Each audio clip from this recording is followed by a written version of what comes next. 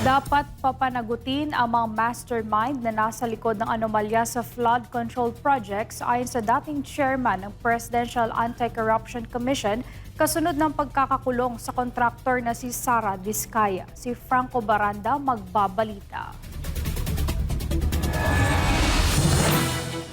Hindi po, dahil lang hinahanap ng tao talaga managot ay yung mga talagang may sala, yung mga mastermind. Sila Diskaya, puro nila tauhan yan eh. Ang mga contractors po, utusan lang nila yan.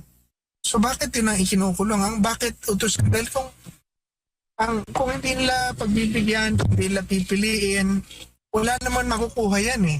Kumbaga, tigaw-gawa lang ng resibo yan, ang talagang nagmamaniobra dyan, yung congressman.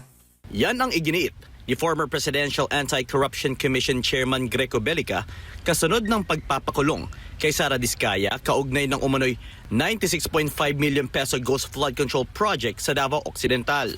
Dagdag pa ni Bellica, di lang dapat ang mga nasa mababang kapulungan na dawit sa maanumalyang flood control project ang managot, kundi pati na rin sa nakakataas na siyang nakakalam sa pamamahagi ng naglalakihang budget sa mga proyekto. And this time, hindi lang yung individual congressman, pero yung pinakataas yung speaker. Hindi naman gagawin ng speaker yon kung hindi naman siya binasbasa ng Pangulo na pinsan niya. So, yun po ang gusto marinig ng tao. Sa kabilang banda, ibinahagi ni Bellica kung paano umano tumatanggap ng milyong-milyong pera ang iilan sa mga kongresista na galing di umano sa kaban ng bayan. Tinakausap nga ako ng isang congressman na just recently, and he was explaining to me na kaya pala manaka-Amerikana yung mga yan. Dahil doon sa Congress, pag nagbigay na ng pera, doon nila isinusuksok yung pera sa kanilang sa bulsa ng mga Amerikana.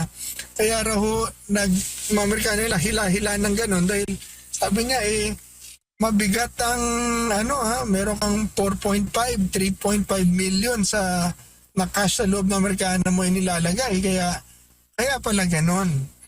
Muy pila pala yung mga yan. Puro taon, pera po ng taong bayan yan.